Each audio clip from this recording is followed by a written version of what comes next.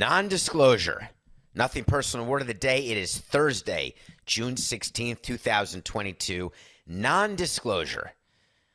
Don't disclose. Do me a favor. Whatever you saw, shh. Whatever you heard, unhear. When anyone asks you what I did nothing. When anyone asks you what you saw nothing. Non-disclosure agreements are done by people like Vince McMahon, like Jerry Jones, like Derek Jeter, and they say the following. The undersigned of this document has agreed in no way to disclose to any third party anything related to the following 10 events. List them all. In return, because you have to have consideration, in return, you will get severance. In return, you will get, did you see the severance, people? In return, you will get money, cash money, stock. I will pay you. The president's done that. I will pay you for your silence. Jerry Jones said to the mother of his daughter out of wedlock, who was the ticket agent or whatever she was, I will pay you money, put money in a trust, but shh. Vince McMahon was doing stuff with one of his paralegals and said, you know what? I shouldn't be doing this, but I like it. I'll give you $3 million. In return, you shall not disclose anything about our relationship. Nothing. In addition, I'd like you to stay quiet about all the other sexual misconduct and all the other crazy misogynistic stuff I've done on and off the air. What is it about non-disclosure agreements that bothers me? I've been thinking about it because I know what they are. I've never had to pay anyone. I've never had to have anyone sign a non-disclosure agreement.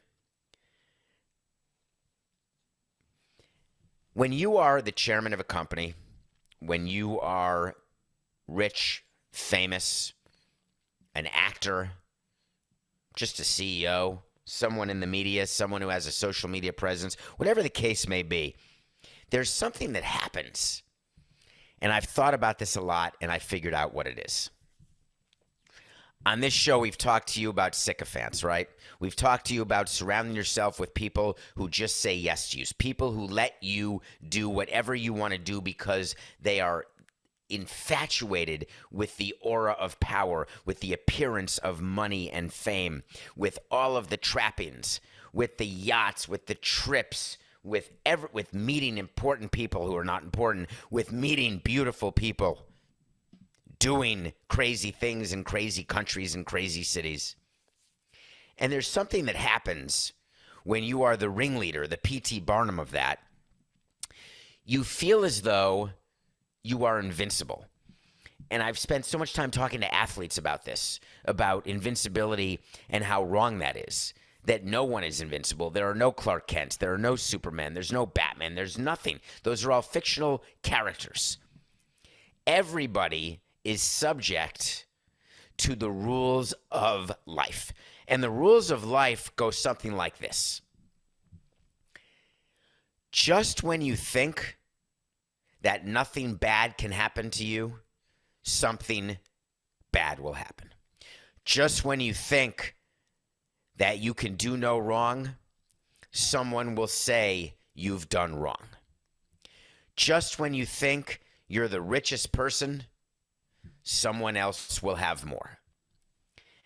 So if you think that those are the three general principles other than death and taxes and you can't make someone love you, if you think those are the general principles, then what is it about certain people who believe that those principles don't apply to them?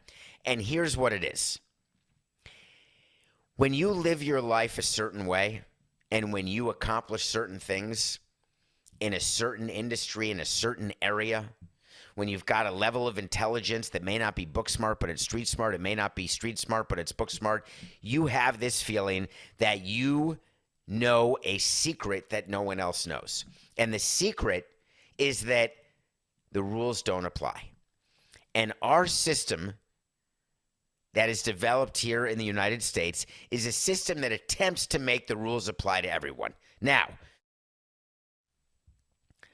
what's the number one system that the rules don't apply equally? The tax system, the criminal justice system. There are so many systems where the rules don't apply, but the general rule is that's what a system is supposed to do. So then lawyers were invented, and they said, listen, we need people to interpret what these laws are that we're doing. We're making people live under a set of laws. We've got to have a system in place where people can advocate for those who are wrongly accused, for those who are rightly accused. We have a right to an attorney. You have a right to effective assistance of counsel. Then these counsel people came up with something where they said, we're going to do something to drum up more business. We're going to have all sorts of agreements. We're going to do trust funds. Trusts are things where you can protect what you have and stop other people from getting it. We're going to make laws that happen when you run out of money, but you owe people money, that if you had done something using lawyers, that you can get away without paying the people you owe and start all over. We're going to do something that when you buy a house, we're going to make sure that you have to hire us or else you cannot buy that house. So all of these hurdles were put in place. So lawyers came up with something called a non-disclosure agreement, and a non-disclosure agreement has been perfected over time. But what do you need to have a successful non-disclosure agreement? It's sad but true, folks. It's money. It's what we talk about on this show, about business, about everything is related to money, and people choose money. When we talk about Aaron Judge later, you're going to hear me say it. People choose money. So picture a woman who has been assaulted by Vince McMahon or any number of other C-suite level people. You've got the cleaners, you've got the Harvey Keitels of the world. They go up to her and say, hey, we know what happened, but we've got some money for you. It's going to be life-changing. $1 million, $100,000, $500,000, $3 million. What are we talking here? We've already established that Demi Moore knows that she will have sex with Robert Redford. It's just a matter as how much money Redford has to pay. So we know it's just a matter of price for everybody. Now I'm going to get criticized. David, there are women who will not have sex for money. There are men who will not have sex for money. I'm not talking about just women versus men or women, period. I'm talking about the concept of price. Don't tell me something's not for sale. There's not one thing in this world that's not for sale. Not one thing. It's just a matter of what the price is. So I wonder what goes through someone's head when they put a price tag to the abuse they've suffered. And this happens with the gymnasts who are suing Nasser, the gymnasts who are suing the FBI, people who sue doctors, lawyers, other people for lack of ability to have a coital relationship. Well, that's worth $100,000. Remember on a previous show, we said if you never have sex anyway and you can't have sex because of an accident, you should be able to prove in court that the person you're paying doesn't have sex anyway, so they should get $1.50, not $1 million for lack of ability to have that relationship. I always thought that you should be able to prove fewer damages. That's like the people who go around when you hire a private detective to take pictures of the person in the neck brace who's actually playing basketball or flying around or playing golf, yet when there's people around in a settlement conference with an insurance company, they're wearing the neck brace saying, oh my God, I'm hurt, pay me my money. People do anything to get paid. So I wonder what this woman was saying when she was approached with the non-disclosure agreement. Did she care that Vince McMahon does this all the time? No. There are people who know that they're part. It's like the Deshaun Watson plaintiffs, right? The 24 of them who have filed suit. What would happen if Deshaun Watson went to one of the women and said, I'm going to give you $10 million. But the only way that I'll give you the $10 million is if you get the other 23 women to drop their suits. What does she do? She takes the $10 million and she splits it up amongst the other 23 women, right? It's just price. Covering behavior, we shouldn't allow it, should we? Or If you need to pay someone to cover up your activities, don't you know that non-disclosure agreements have holes in them? That it may be a non-disclosure agreement that's binding upon one person but not another? And that if the other person talks about a subject, they're untouchable. It's not a violation of the agreement. So this woman could have told her best friend, or the best friend could have been around and said under oath, hey, I wasn't told, I just saw. Or the significant other of the person who got the $3 million, hey, I don't know what it was, but let me tell you, I had $3 million the day after my girlfriend came home crying from the office. I'm going to put 2 plus 2 together. So for all of these men who do all of these things, are they stupid and egomaniacal enough to think that it's never going to come out? Right now, the board that Vince McMahon in theory reports to, right, at the WWE, they're figuring out what exactly Vince McMahon was doing with this woman, whether or not it was, the key word, consensual. That's the Amber Heard, Johnny Depp word that we heard a lot. That's the Deshaun Watson we hear a lot. Consensual. Wasn't it on yesterday's show, Coco, where we talked about the difference between and what that means to consent to something? Trevor Bauer, we hear that word a lot. She knew that I was going to hit her vagina, or she knew I was going to choke her out until she was going to be passed out. Robert Chambers, for crying out loud, tried to prove that back at Dorian's in New York in the 80s. Of course, Jennifer Levin was consenting to this sex where you get choked out, but you don't die, but right before you die, you feel really good. Therefore, we're good, right? That's what we teach our kids. I teach my son, no means no. Before you do anything in college or anything at camp or anything with a girl, you have got to make sure and be smart enough to know that a yes is a yes, a no is a no, and that the woman is in the condition to say no or say yes because she's not inebriated or high or whatever. The onus is on the aggressor, the initiator. What's the solution? I don't want to just present problems. What's the solution? I've got it. I want non-disclosure agreements to be ruled as unconstitutional. I want it to be fair game. When you are considered a public figure, when you make over $10 million a year, when you have a net worth over $10 million, you should not be able to be the signatory on a non-disclosure agreement. Now, I'm not talking about disclosing the formula of Coke versus Pepsi. I'm not talking about disclosing the nuclear codes if you're the president. I'm talking about disclosure that is married to disparagement. Business disclosure, I'm all in and I agree with. Personal non-disclosure for fear of embarrassment, you've already violated the rule, which is don't do anything that you're not willing to own up to when you read about it on Twitter or in the newspaper. You don't want to talk about what's it? I read yesterday, Coca Herschel Walker is a family values Trumpian or non-Trumpian, whatever he is, just totally, absolutely unqualified to run for Senate. And family values, like I'm Mr. Family Man. Okay, I'm in. Oh, yeah, I fathered a kid.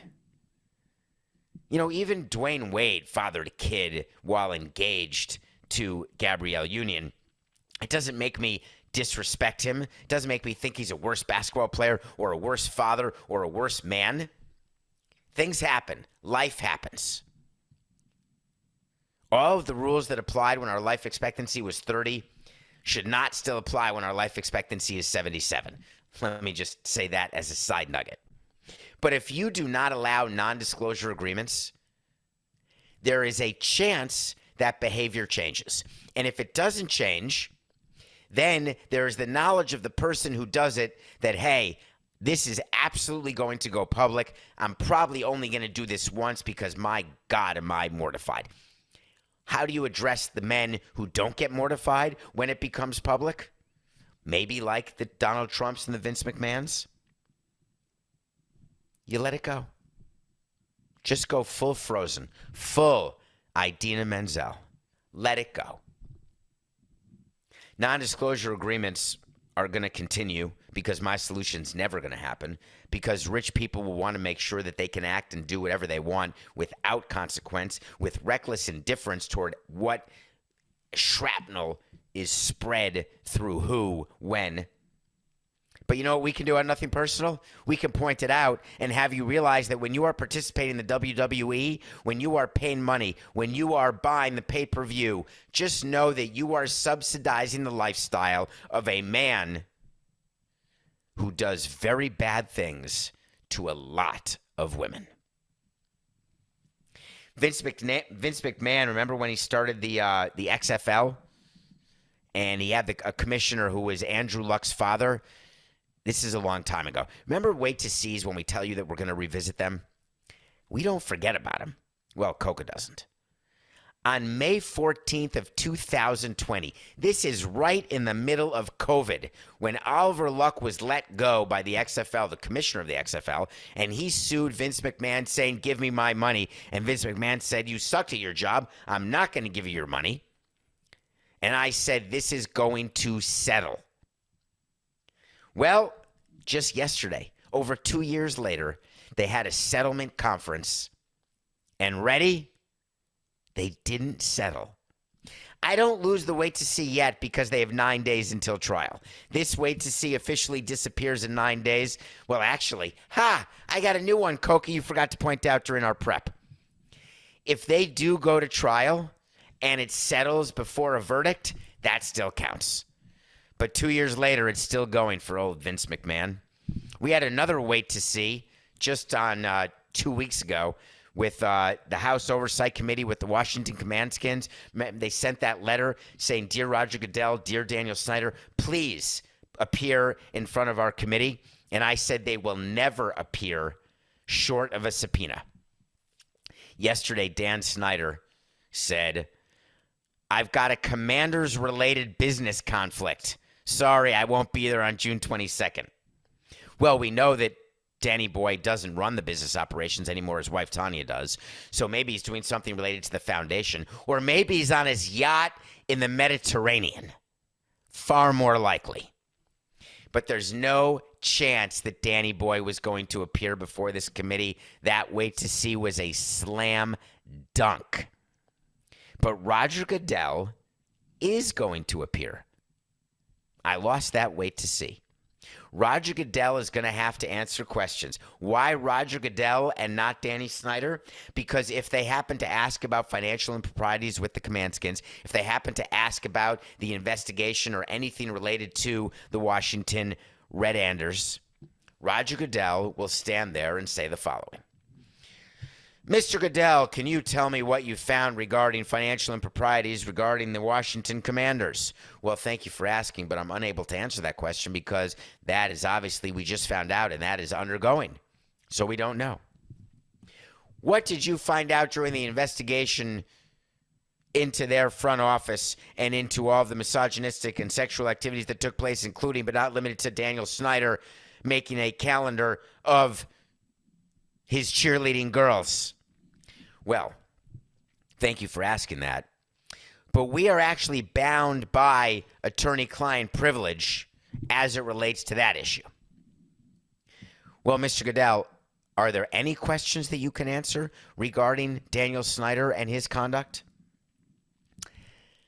Well, I can talk about their performance on the field.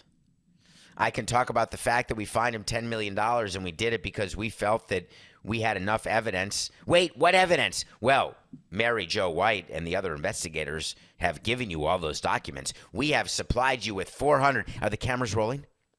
We have supplied you with over 450,000 emails that I know you've gone through. Not. Their aides went through it at best. I know that you've seen that we took immediate and swift action, including making sure that Daniel Snyder was not running his team anymore. Thank you so much, Mr. Goodell. This is going to be as toothless as the Gerber baby. I can't say the Gerber baby had no teeth when the Gerber baby was on the cover of the baby food jars. So I think let's do a different one, Coca. 469. This will be as toothless. I can't. What's the kind of person what's the person called when they live in a place and they have no teeth, and they drink all day, and they wear overalls. I can't remember what that's called. All right. Swipe that. 86981. This hearing that Roger Goodell is going to appear to will give you zero additional facts because Roger Goodell is paid by owners to make sure he will not tell you a thing. And he won't. Okay. Oh, we're going to take a break. After the break, we're going to review a movie. We're going to talk about Aaron Judge. But I want to mention that the movie that I'm going to review tomorrow, if you're looking to watch a movie, is the HBO Max documentary about Anthony Bourdain. It's called Roadrunner, a film about Anthony Bourdain. Coca told me to watch it. I'm going to watch it. I'm going to review it tomorrow. But today, when we come back, we're going to review a movie that was on my Twitter. Somebody tweeted me, not even a DM, and I rented the movie and watched it yesterday at your request. We'll be right back. Welcome back to Nothing Personal. It's David Samson. How you doing? Today is Thursday. Our word of the day was non-disclosure. You heard all those commercials. Now, please go on to Twitter. Follow me at David P. Samson. Watch the TikTok videos that Coca does on the Nothing Personal TikTok, Instagram, everything that we're trying to do because you're supposed to do it because in addition to telling your friends about Nothing Personal, we're just going to keep going every day. Tomorrow you're going to see I'm not going to be here, but I'm still doing a show. It'll just look a little different. So someone did something that doesn't often happen. I get movie suggestions given by you in my DMs, and I try to look at them. Every once in a while there's a tweet, but this one was different. Somebody named John Baker. I don't know if you're out there listening. This is what happened. John Baker tweeted at me and said, please watch a movie called Swap Me, Baby, because I know the director, Caden Butera. I thought it was John Baker, our former player who caught for us with the Marlins, who I follow on Twitter, who follows me on Twitter, who I've been in touch with. And when I don't wear, this is what happened, Coca. So I was watching something yesterday. I was watching more episodes of This Is Us, which I can't stop. And then when I occasionally will look at the phone as I'm working on the show while I'm watching the movie. And I keep my glasses near me because I have reading glasses because I'm old. They're 1.5s, Walgreens or Amazon, $8 glasses. I have literally 30 pairs that are in every room of every place I've ever been. When I travel, I bring 5 pairs. If I lose them, I lose them. I don't care.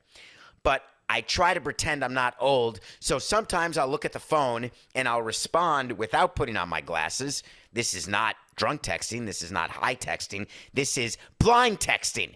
Not smart. But once in a while I do it. So I don't put my glasses on. I see a big thumbnail of a movie for $6.99 on Amazon called Swap Me, Baby. John Baker saying, do you mind watching this? At David Samson, would you watch this? I know the director. I immediately bought it and watched it. And then, upon completing the movie, about to text John Baker, saying, thank you, I enjoyed watching that movie. I appreciate that you were listening and watching and paying attention to Nothing Personal. It was not the player. I can't believe there's another John Baker. But there is. Swap Me Baby is a movie that's like 13 going on 30. It's like All of Me with Steve Martin. It's a movie like, Coca, Alec Baldwin, Meg Ryan, Prelude to a Kiss. Side note on Prelude to a Kiss. It was a play, then a movie. I absolutely loved it. No one liked this movie with Alec Baldwin and Meg Ryan, but I did. There's an old man in the movie. Meg Ryan becomes the old man. The old man becomes Meg Ryan. The old man gives advice at the end when the swap goes back and they go back to who they were and says, take my advice. Floss. So, during my daughter's bat mitzvah, I'm giving a toast. I've had about a few drinks. I'm feeling a little funny. And my daughter, when you're in middle school, it is a nightmare. When you're the daughter of David Samson, it's a triple nightmare because you're being made fun of, because your dad is the worst executive ever, and boys are pretending to like you when they don't because they want to meet players, they want to be players. It's a total nightmare. So during the bat mitzvah, I give a toast. She's 13 years old. This is 2008, right? We had done at least a fire sale. We had won a World Series, et cetera, et cetera, et cetera. I get up there and I say, I love you. I want you to have a great life. Meanwhile, she's the one who just got married. And keep in mind, if there's one thing you learned from me, and now I look back and I realize it may be the only thing she learned from me, floss. To this day, she's despondent that I put that in the toast. Like, Daddy, when you do your toast, and you've got 45 seconds to do your wedding toast, when you do your toast, don't tell people to floss.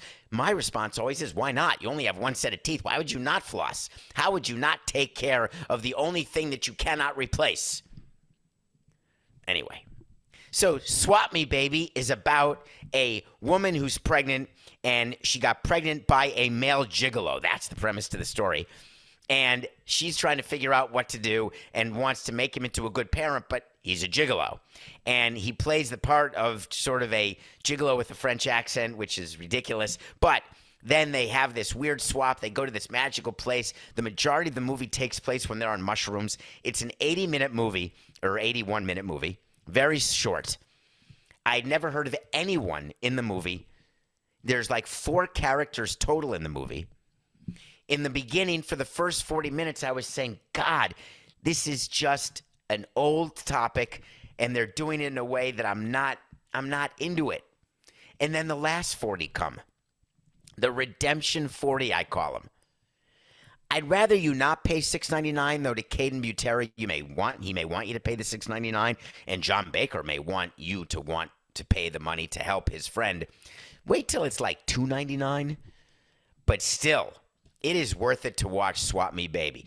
You will be shocked that you will be interested in what happens with these characters, because it's some crazy stuff that you don't often see. It's got a tiny bit of look who's talking. There's just a whole lot going on. And anytime you've got magical mushrooms without a soundtrack, because, of course, in a low-budget movie like that, you're not going to get, the Magical Mystery Tour playing in the background. But you do get a bit of animation. You get a little bit of what it's like to be on mushrooms, a little bit of what it's like to hallucinate. You have to suspend disbelief for a moment to believe that you could actually swap from a pregnant woman into a gigolo man. I'm in. I appreciate the suggestion. Swap Me Baby. Now, there's about 29 teams who are calling the Yankees, and they're saying, hey, baby, you want to swap? Because we'd like to get our hands on Aaron Judge. Aaron Judge, before the season started, was offered a contract extension to spend his career with the Yankees, and he turned it down. We've talked about Aaron Judge on the show. We've talked about it on CBS Sports HQ.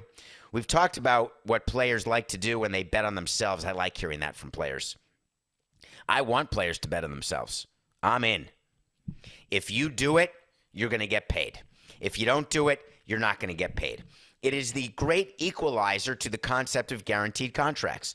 People who say, I want to go year to year, and if I get it done, I'm going to want to get paid commensurate to my accomplishment. But there's one thing that players can't do, no matter how good their season is.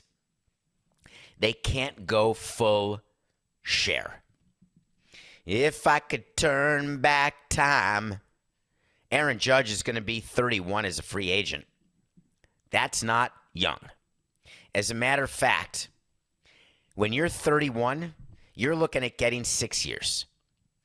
Aaron Judge was offered 7 years, which is really 6 years because he was offered before the year started, right? So don't fall for the 7-year offer the Yankees made as though they were offering him 7 years of free agency. They were offering him 1 year, final year arbitration, plus 6. The Yankees are not going to go to 7 years. And he turned down over $30 million a year because he said, I can do better. He's now hitting .313. He's on pace to hit 940 home runs this season. He's going to drive in about 920 runs with those 949 home runs.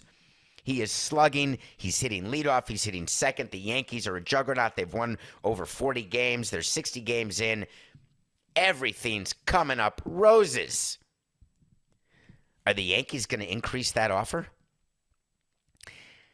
If I'm the New York Yankees, I'm approaching Aaron Judge with the following. We're going to go 5 years, but we're going to go up to $250 million. We'll give you $50 million a year for 5 years. The chance of Aaron Judge being Aaron Judge for 6 seasons, not good. There are very few studies are done inside baseball for 35-year-old sluggers and what they accomplish, 35-year-old pitchers and what they accomplish. But what about another team? And there's been rumors everywhere about the San Francisco Giants or even the Chicago Cubs or the Los Angeles Angels of Anaheim. All of these teams are seduced by the possibility of one of the great available free agents, especially because this day and age, so many players are signing extensions with their own team, like Jose Ramirez did with the Guardians. So rare, Mookie Betts gets traded from the Red Sox to the Dodgers and immediately signs with the Dodgers, even before free agency. Francisco Lindor gets traded from the Guardians to the Mets, immediately signs before free agency. The reason why players do that is that they feel as though they have hit the maximum. There's not another dollar. The opposite of that is a Freddie Freeman type who goes to free agency, has won a World Series. He feels as though he deserves a certain number of years. He wants to get it from his team, thinking he's got the leverage that his team is going to pay to keep him because they're World Series champions. And now look at the Braves. Yeah, they're 5 games or 4 games behind the Mets. They've won, I think, a baker's dozen in a row. Did they win their 14th in a row yesterday? They've either won 13 or 14 in a row. They replaced him with Matt Olson, who they signed to a deal. When are players going to realize that they are fungible? Totally. We never like to admit that as executives. When we sit, bless me, when they sit with players in the clubhouse and they socialize with them off the field or talk to them during the course of a game, you want to make your players think that without them, your team is nothing. We can't live without you. We don't want you to be anywhere else. We want you to be with us forever. But that's not what we're really thinking. What we're actually thinking is that we want you to be with us if we get the better of the deal for you to stay with us. Is that bad? Does that make me a bad person? Do you think that your boss doesn't do the same thing to you? Oh, I love socializing with you. Oh, I love what you bring to this office. I love everything you do. But let me tell you something. If you make demands that outstrip your benefits, you're not going to be loved anymore. And the whole social life that you have around your work and around the people you work with, it's not real. Those aren't your real friends. Your boss isn't your friend. Because your boss has an ulterior motive. And the ulterior motive is to do what's right for his company. The Yankees, of course, want Aaron Judge to stay. But not enough that they're going to sacrifice long-term winning. But another owner may come in and say, hey, I'm not going to worry about 7 years from now because we're going to get the benefit of having Aaron Judge right now. He's going to get us that World Series.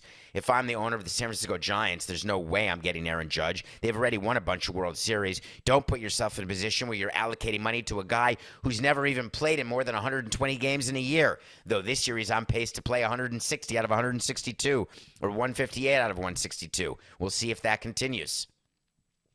This is a 60-game stretch.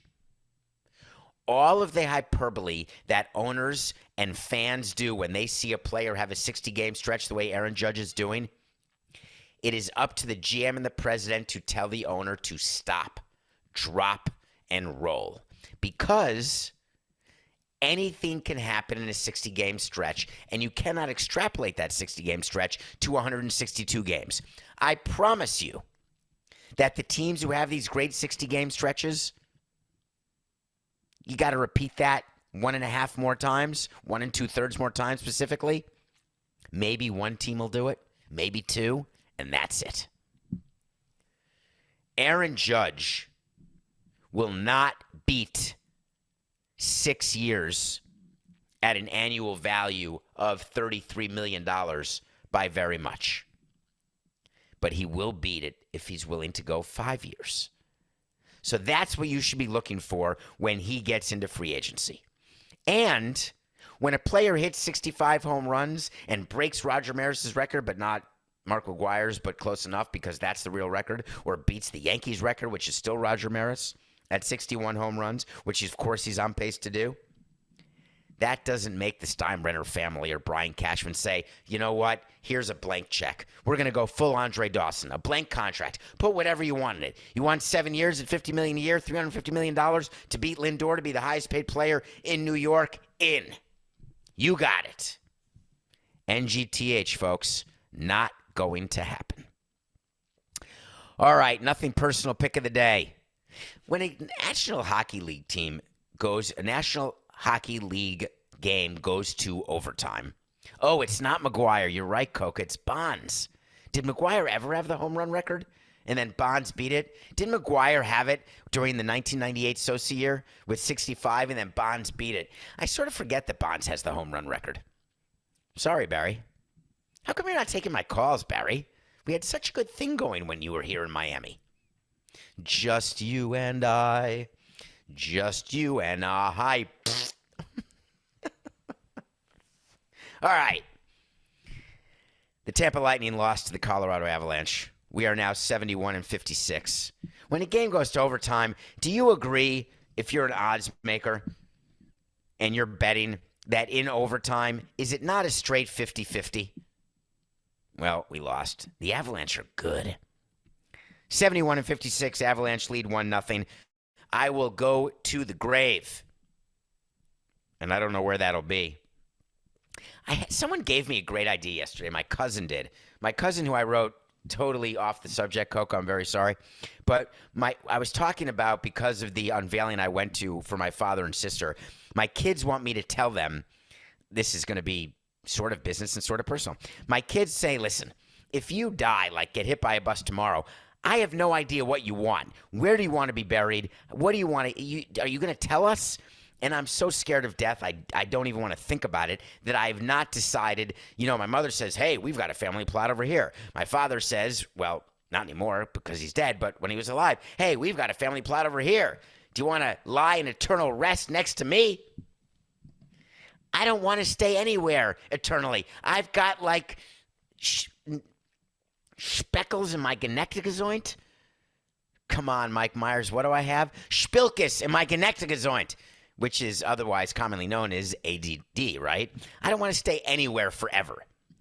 And by the way, to travel, to make your kids and grandkids go to a place that's a pain in the neck to go to just to cry and be miserable, we came up with an idea, my cousin and I. My cousin, who co-wrote a play with me that we did, a one-act play that we did about 10 years ago called Do I Do? How about the concept of a destination funeral? It's brilliant. Destination weddings are like, hey, let's go to a cool place. You can watch us get married. Why can't we go to a cool place and watch you get buried? Oh, because you want to be in a convenient place to get visited by your family? No one frickin' visits anyway. Vegas, baby. I think I want to be buried in Las Vegas, and everyone has to come. It'll be part of the will, like on my dime. I'll pay for everyone to go to Vegas and have a weekend of total debauchery and firing in my firing. Not partying, not firing, in my honor in Vegas. Coca, you want to come to Vegas to have dirt put on me? Are we still going to be doing the show like the day before I die when I'm 120 years old? Coca, what did we talk about yesterday? I can't hear you. Well, before we get to that, a destination funeral. We played on the Levitard show. Would you go to his funeral? If it's in a cool place and you can make a weekend out of it, of course you're going to do it. I got to ask Levitard. Put it on the poll, Coca. Oh, that's right. We don't do that. Would you go to Samson's funeral if it's a weekend in Vegas with your wife? With only one obligatory activity, by the way. And that's going to a nightclub to dance. Tonight is Game 6 of the NBA Finals. Someone said on Twitter, why don't they call it the NBA Final, like the Stanley Cup Final? Why isn't it the NBA Final? I guess it could be. the 7-game final. We're in Game 6. We are in Boston at the TD Ameritrade Garden. The Celtics are favored by 4 points over the Warriors. Steve Kerr said to his team, "We're not taking Boston with us when we fly home. We're taking Larry O'Brien." Larry O'Brien is the trophy. So they're taking the trophy back, which means they're going to win. All right. Celtics -4. This series is going 7, and you're going to have to watch it on Sunday because it's not till Sunday. So we have 2 more days off in between. But I had to wait to see that Steph Curry's going to have 4 3-pointers today. But the Celtics -4 over the Warriors. Okay. Coca, can we do a quick so you want to talk to Samson? We got 5 minutes left, but I really do want to cover this. Do you mind? If you don't play the music, I know that you mind, but I can't hear you. We can also, God, I could talk about the Astros. We haven't talked about Steve Cohen. Tell me, what do you want me to talk about? Or do you want me to just stop the show because you're so absolutely crazed about the fact that I want to do a destination funeral? You know what I want? I want to talk to Samson. Thank you, Coca. We're going to go a minute over. So you want to talk to Samson. God, I love doing this show with you. There's a movie called Half Baked. Get baked. Watch the movie. There's a character named Samson. Get into my Twitter, David P. Samson. Ask me a question, and I want to answer it. Hello, David. Did you ever have a player ask you about your promotional calendar before signing with you? Simple question. Love the topic. There is a closer for the Chicago White Sox. His name is Liam Hendriks. It came out yesterday that before he signed with the White Sox, he said to them, "Hey, I got a question. Do you do a Pride Night?" Pride Night is where what the Tampa Bay Rays, those 5 players, didn't want to wear their jersey, which is their right to do, but then no one should have worn it because it created this entire cluster, which has led to them losing games to the Yankees. That's what people want to say, but of course it hasn't. So you've got that situation where some players react to what exists on the promotional calendar. Pride Night, I guess, is a big deal. I don't understand why, right? Isn't any different than Hispanic Heritage Night or Colombian Heritage Night or Cuban Heritage Night or Jewish Heritage Night. All the Heritage Nights are, wait for it, it's to sell tickets. When we do our promotional calendar, we are choosing games where we are going to hard sell that community, where we split up our ticket salespeople and say, hey, call every Colombian you know and get them to sit in the following 3 sections. We're going to give them vuvuzelas. We're going to give them flags. We're going to give them bells, ding-dongs. And we're going to have them come to a game where otherwise people won't come, and they're going to pay $7, and the average ticket price is going to stink, and it's not going to be enough revenue to cover Miguel Rojas' 1-year deal. But that said, we're going to have a promotional calendar, and it's going to be awesome. Pride, find everybody in the LGBTQ community and say, this is going to be our game. Pride Night. Now, owners, some of whom absolutely do not approve or agree with the possibility that anyone could be anything other than totally heterosexual with a dose of cheating, of course. But that said, the owners are told, hey, you got to do this, right? We've got to at least pretend that we're not racist. So Liam Hendriks says, I will only sign with a team who's doing a Pride Night. And then he said it wasn't a demand. It was a simple question. In all of the years, 18 of them, Coca, not one player asked me about our promotional calendar.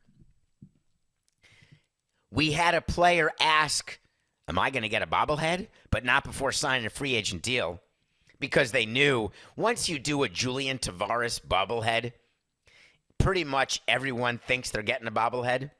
I get it, right? That's us. We did like our starting rotation when we had just traded for Julian Tavares because we had traded away Alfonseca and Clement. For those of you who are old, go back to 2002. Or those of you who are young, we made that trade before even stepping foot into Vieira for the 1 year we did spring training there.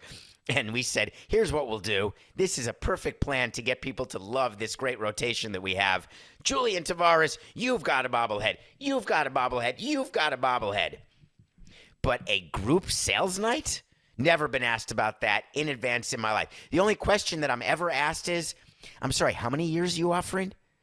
I'm sorry, what was the total amount of guaranteed money?